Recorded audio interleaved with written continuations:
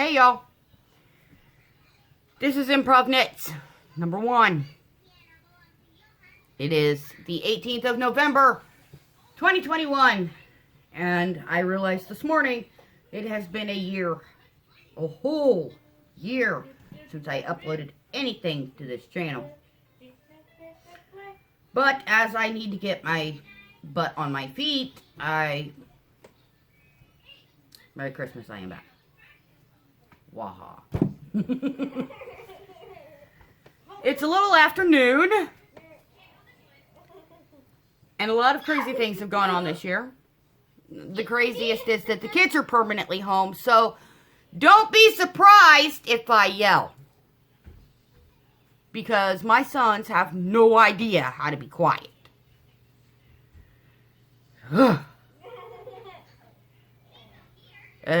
Especially not my oldest. Anyway, today's podcast is the 10 free and easy basic knitting patterns that every knitter should download / have a working knowledge of. I say 10 because there is 10 when you group them all together. Now, the last 5, 8, 7, something like that. There's a lot of apparel in the list. Let's put it that way. There's a lot of apparel. A lot of garments.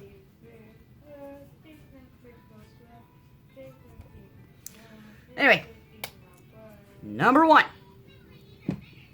The Ross hat. You guys have seen this pattern 1,000 times if you've watched the old stuff. Nana's house. You've seen it. The Ross hat was made by Mr. Ross over at Smells Like Yarn. And when you download his patterns, you get 4 different kinds. You get the fingering weight, the DK weight, the worsted weight, which is the one I almost always go to, and the bulky weight. Now, the reason I say that this is my go-to pattern, on his own podcast, Mr. Ross has said before, he said previously, that it's a good base pattern. If you want to cable it and you can figure it out, do it. If you want to rib it and you can figure it out, do it. This is literally the base that I use for all my hats. Whether they're ribbed, whether it's a backwards cable, whether it's all over cable, it doesn't matter. This is the pattern I use. So, 5 gold stars for Mr. Ross. Love your hat pattern. Number 2. A square dishcloth that is no more than garter stitch and stockinette.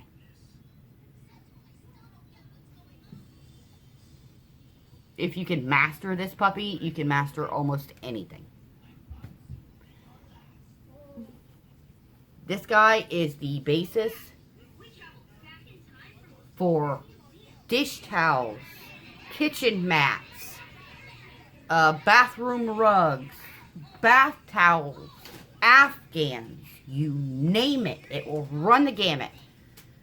Because this is one of the most basic patterns.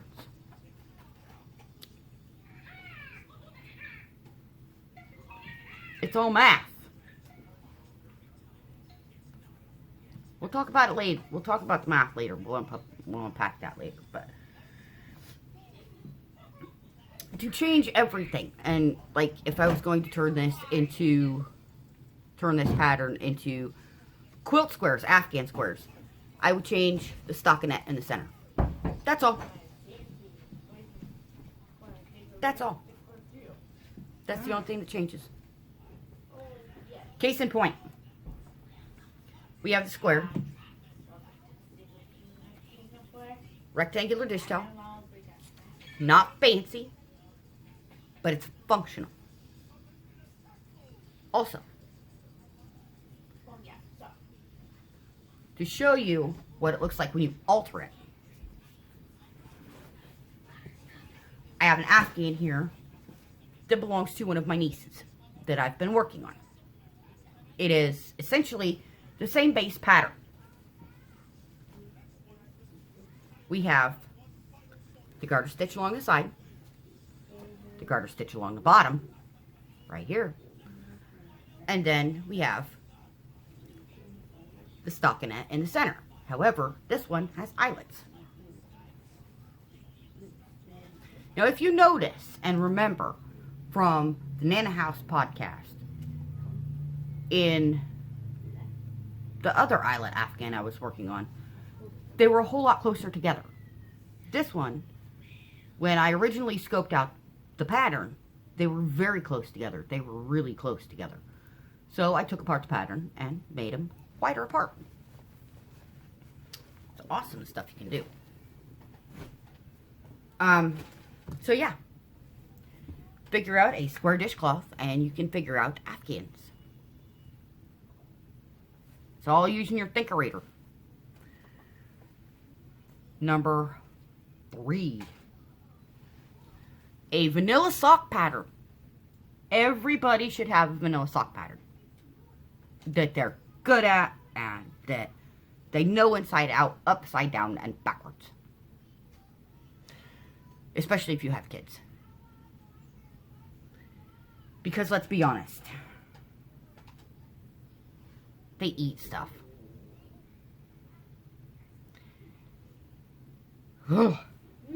Anyway, the easiest vanilla sock pattern is one where you know your cast on, you know how far your personal, you know what your personal gauge is and how many stitches you need to make up the end of the toe cap. I keep all my stuff in this nifty little book. All of my counts are in here. All of them. Well, for the adults anyways. I don't write them down for the kids. That would be a pain in the butt. Because I'd have to rewrite them every time I make them socks. This is one of my Christmas socks. The other one's still down there on the cable. I haven't got it finished yet. But it's the same Priscilla Wild sock heel I always do. Go-to sock heel. Because there are no wraps or turns in this sock heel. You know, granted, you got to turn around and work on the back of it, but still. No wrap and turn. It's awesome. It makes for good socks, no matter what. If you want a cable all the way down the front, go for it. You want the entire shaft cabled, go for it. You want just the cable up the side, go for it. Simple. Easy. Improv. Number 4 is a triangle shawl. I don't have one to show you, but I can explain it. A triangle shawl has a tiny little cast on down at the bottom. And it goes up on either side. It's garter. And then you have knit front back in from that. And then the rest of this here in the middle is stockinette. Now, in doing that, you can make it bigger or smaller depending on what you need. Depending on if you're making it for yourself or if you're making it for someone else. You can do cables, eyelets, color work, anything. Anything. The possibilities are endless. If you have that vanilla shawl pattern. Same way with a poncho, which is our number 5. On Red Heart, there is a simple poncho pattern that has more or less the same increases as a top-down sweater. So, if you can do it, and you can make it as long or as short as you need to, you can do color work, you can do cables, you can do whatever.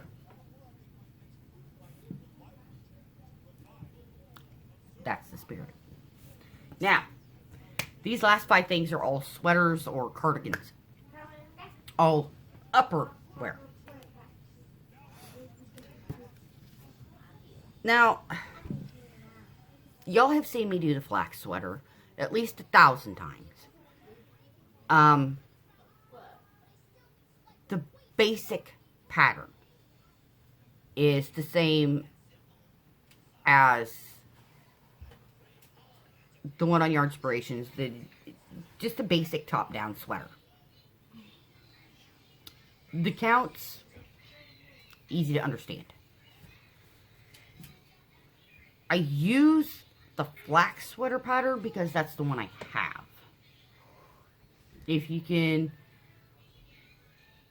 have the one from Yarn Inspirations, use it. Because, especially with the flax, you have a guide to play with it. Shush. My son, my oldest. See, the Flax Sweater, it says do a 1x1 rib on the neck. This one is 2x2. It says to do reverse, or do garter stitch in the panel. Well, I suck at garter stitching around, let's be honest. So I usually do reverse stockinette. Sometimes, though, I get a little crazy. I don't know if you can see it real well. There you go. But I cabled this one in the panel. However, as much as I love this sweater, I cannot wear it. And I'll tell you why. The neck hits me right here, and it feels like it's choking me. So, I stretch it out a little bit. And the sleeves on it are really tight on my arms, so. However, I did make it a little bit longer than it was supposed to be. So, that is a standard flax sweater that I've improved. I also have been known to leave the panel out.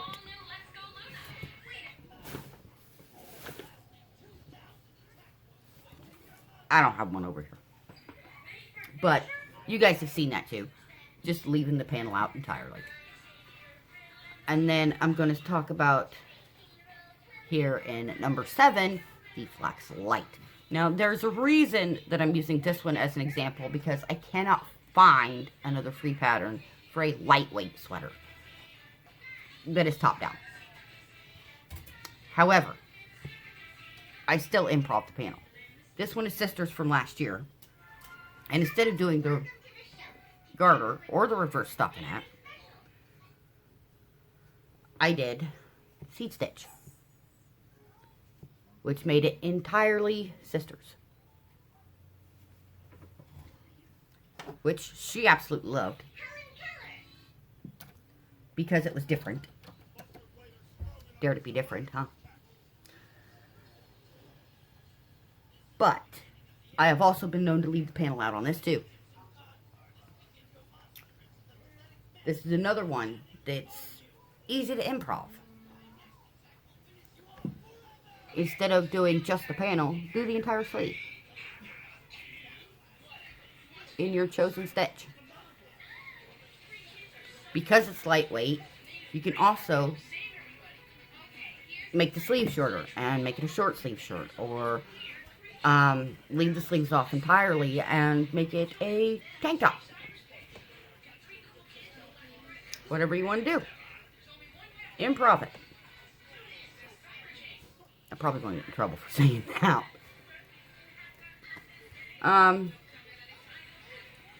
The next thing is top-down cardigans. I don't have one. Not right now, anyway. A top-down cardigan that is pretty standard. You can take it apart. Improv it any way you need to. The stockinette part, you can do eyelet. You can do cables. You can do whatever you need to do. I have a pieced cardigan that I'm working on right now.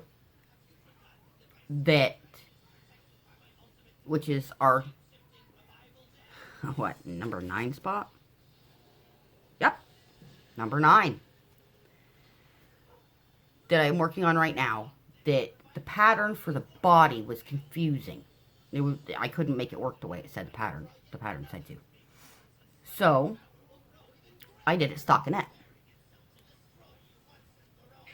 It's knee length, and I'm putting in belt loops, and I'm making a belt to go with it, because it is ginormous. It's huge. But, once again, make it your own. I don't like how the banding is on the front of it, so I'm changing it. If you know enough about your stuff, you can change it. If you don't like it, change it. Number 10. The pieced sweater. And what this means is it's a standard sweater that has the seams. It's sewn. It's pieces that you've put together. My gray vintage cable net. It's a pieced sweater. I don't even know where that is anymore. I know it's around here somewhere. Should probably find it, huh? But yeah, it's a vintage sweater pattern that's sewn up. It's also a very basic pattern where I can take the cable out and just do the sweater.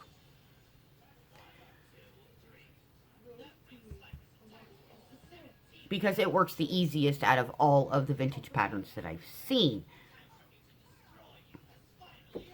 And trust me, I've perused some vintage sweater patterns that would drive me insane. And that leads into a lightweight piece sweater versus a worsted weight piece sweater. I have both kinds of patterns. I doubt I'm going to be able to find the worsted weight one on Lion Brand, but I will try to link it down below. So yeah, that is the 10 patterns everybody needs. They'll be downstairs. Bye-bye.